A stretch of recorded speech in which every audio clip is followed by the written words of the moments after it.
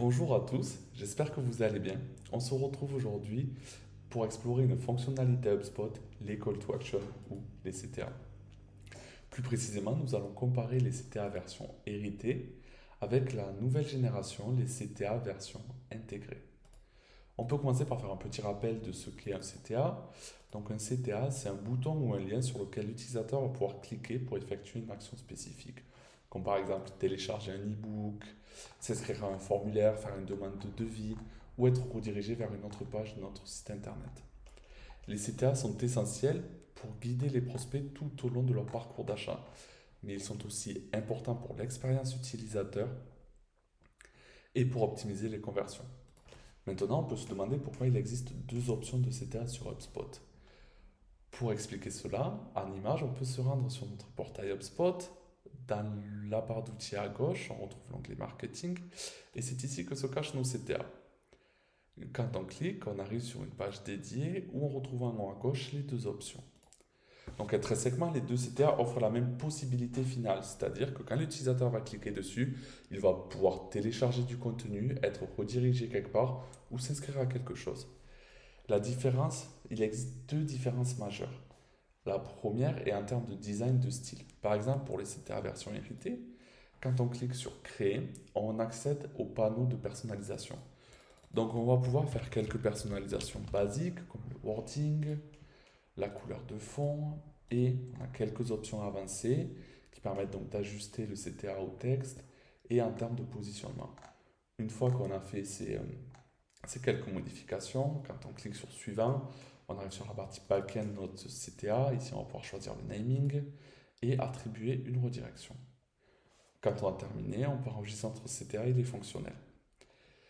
Ça reste pratique, mais les options sont quand même très limitées. Contrairement à cela, les CTA nouvelle génération offrent une partie personnalisation qui est beaucoup plus poussée. Et également, les CTA nouvelle génération intègrent les fonctionnalités HubSpot et les nouveautés HubSpot. Comme par exemple, notre CTA, on peut le transformer en pop-up, on peut le transformer en slide-in ou en plusieurs autres choses en fonction de la template que l'on souhaite choisir. Maintenant, si on veut parler des CTA version bouton, quand on clique sur créer notre CTA, on arrive sur la partie backend dans un premier temps, on va pouvoir attribuer notre redirection. Et ensuite, quand on passe sur la partie style, on voit qu'il y a beaucoup plus d'onglets à optimiser. Donc on peut choisir la largeur, la taille du texte, la police, la couleur de fond de notre CTA, donner une bordure à notre bouton, et également choisir les angles, est-ce qu'on veut que ce soit plus ou moins arrondi, et des options quand on passe le curseur sur le bouton. Par exemple, on peut dire que j'aimerais bien que ça devienne orange.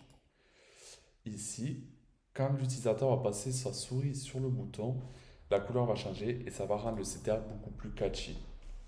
Donc voilà pour les deux différences majeures entre les CTA version héritée et les CTA version intégrée.